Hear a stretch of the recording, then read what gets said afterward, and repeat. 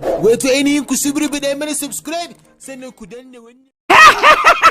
Kai ku dai wannan buge shi aka yi. Kila fa. Ina gani. Yin mu dauke shi.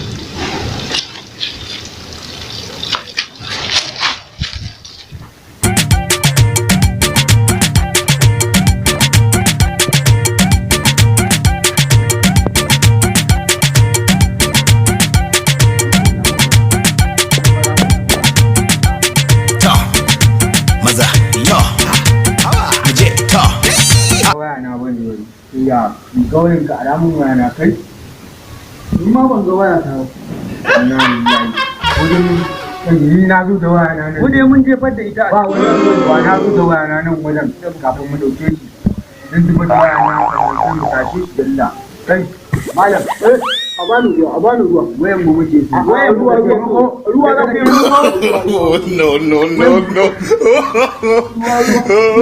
Ya wallahi ga wayan mu ne. Ni ma na ga mu ba dan barawo ne a shi. A barawo ne kai. kudi da man lafiya na galau ko ne rashi dukan ka zami yanzu da duka za ka ci daga in ce ga